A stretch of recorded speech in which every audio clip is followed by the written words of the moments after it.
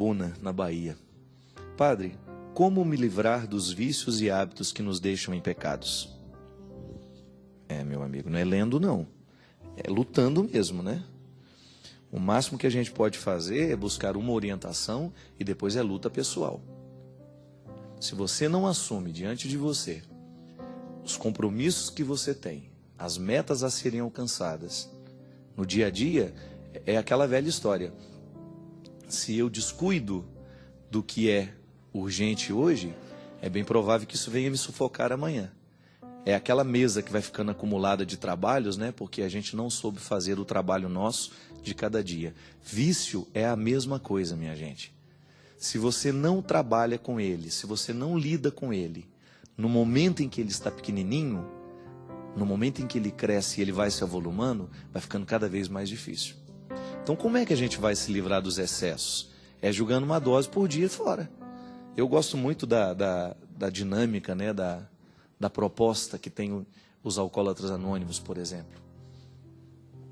Hoje é o meu dia de sobriedade.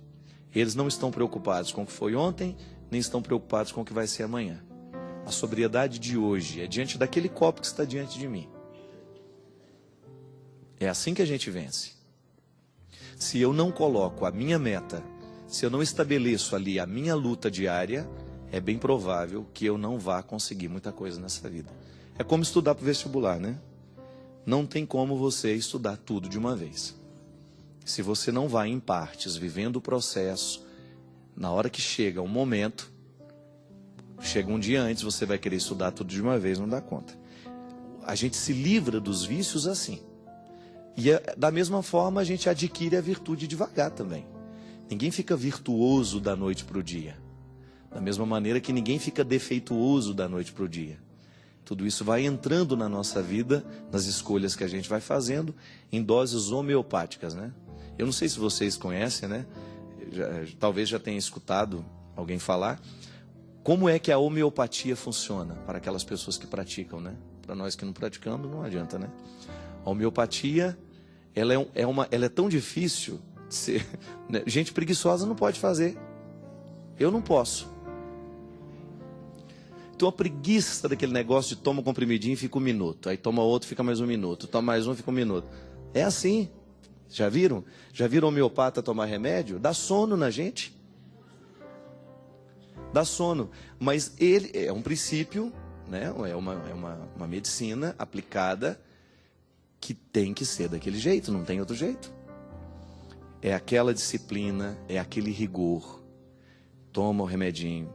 Eu lembro, o Ademar tomava, um amigo meu lá de Formiga, ele ficava uns 15 minutos tomando remédio e não podia falar. Todo dia de manhã. Você já imaginou, você contabiliza isso no final do ano, quanto tempo que dá? Dá para fazer um curso de inglês. Todo dia 15 minutos.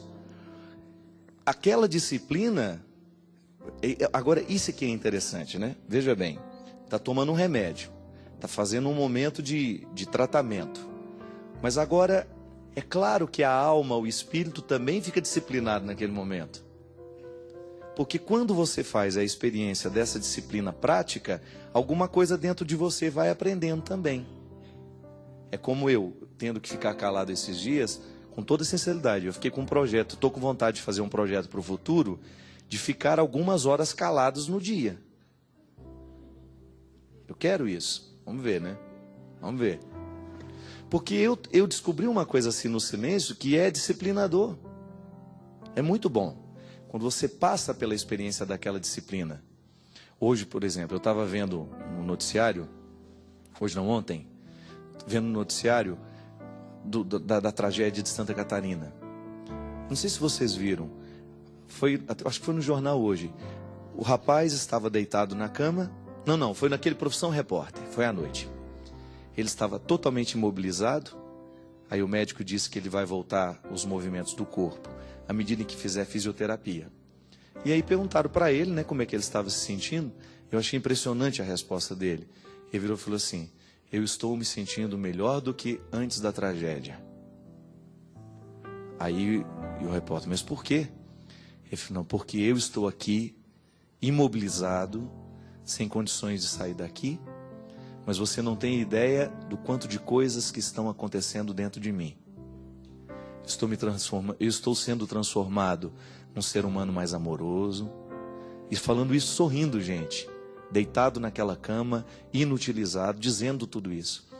Eu estou me transformando num ser humano mais paciente. Eu estou me transformando num ser humano que, quando levantar daqui, vai fazer muito pelas pessoas que precisarem de mim. Achei aquilo fantástico, né? Faz daquele momento um momento de aprendizado. Poderia perguntar, né? Como é que eu faço para me livrar dos meus excessos, né? Como é que eu faço para me livrar dos meus vícios? Pode ser que, se não vier pelo amor, meu amigo, vai vir pela dor. Vai ter que passar por um momento de dificuldade para você purificar os seus excessos e então você entrar na dinâmica da transformação que todo ser humano tem que passar. Semana passada, estava pregando numa missa que eu celebrei, era aquele evangelho: vinde a mim todos vós que estáis cansados, que eu vos aliviarei. Gente, é tão lindo você identificar que o evangelho nos retira os excessos, que você fica mais leve. Seguir a Jesus é você ser mais leve. Da mesma maneira como aquele rapaz deitado na cama tinha a sensação de que ele estava sendo transformado pela força do sofrimento num ser humano mais leve. Estava jogando fora os excessos. E é verdade, às vezes quando nós passamos por uma experiência assim, a gente joga fora os excessos da gente. Outro dia eu encontrei um pai que perdeu o filho num acidente muito trágico. E aquele homem, ele estava tão purificado por aquela dor, ele estava tão sensível aos outros filhos que ficaram, à esposa que estava do lado dele, que quase que a gente tinha que pensar assim, sabe, um absurdo: a morte do filho lhe fez bem? Claro, a gente jamais diria isso para ele, jamais alguém teria coragem de dizer isso para ele, mas você não faz a leitura do avesso. Se a gente faz a leitura do lado direito, a gente jamais teria coragem de reconhecer isso. Porque ele, na verdade, era um homem indiferente aos filhos, ele era um homem indiferente à mulher, ele era um homem que só pensava no dinheiro que tinha. E 1 ano depois da morte do filho dele, eu o encontrei. E eu não consegui identificar que era aquele mesmo homem. Que era aquele mesmo homem que eu conhecia, que eu frequentava a casa, que eu sabia dos problemas que tinha. E aí depois, até mesmo conversando com a esposa dele, né? Eu falei: é isso mesmo que eu estou vendo? Ela falou assim: padre, depois que o meu filho morreu, o meu marido é outro. Eu acho que ele abriu os olhos para a vida. Ele descobriu que não adiantava só ganhar dinheiro. Ele descobriu que ele tinha outros filhos. Eu acho que ele viu morrer um, que ele não chegou nem a amar direito. E eu achei aquilo tão interessante, minha gente, porque na verdade, qual é a leitura que a gente pode fazer? Faz do avesso agora, a leitura do avesso. É isso. A morte do menino fez bem ao pai.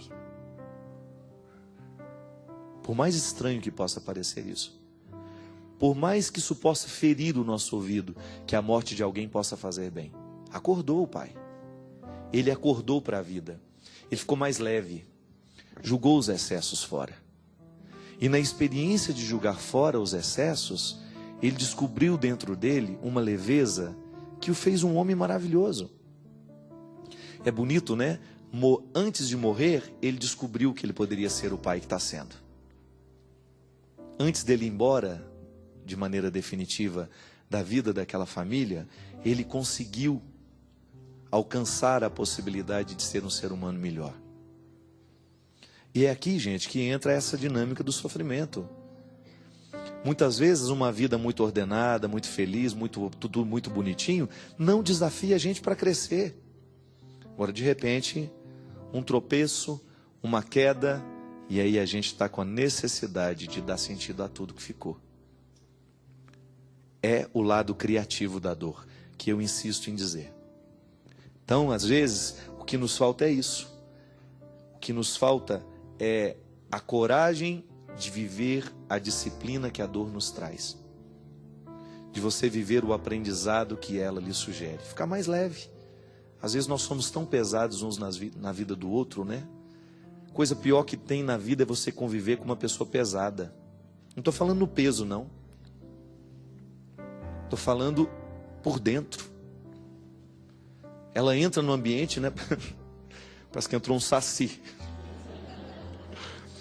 Você tinha essa história também lá? Lá quando o ambiente ficava pesado, lá em Minas, parece que o saci entrou aqui dentro. Umas coisas que a gente não sabe, né? É uma coisa ruim mesmo, né? O encardido, como dizia o Padre Léo, né? Tem gente que legitima a presença do diabo no mundo. É uma coisa impressionante. Tem gente que consegue ser o legítimo diabo na terra. Do jeito como vive, aquela cara, aquela aborrecida, aquela, né? Já chega, já te dá até aquele arrepio, né? Pelo amor de Deus, vamos melhorar, né, gente? Vamos ficar mais leve. O diabo nos pega aí, no peso que a gente leva com a gente. Quando você começa a ser pesado na vida do outro. Muito triste isso.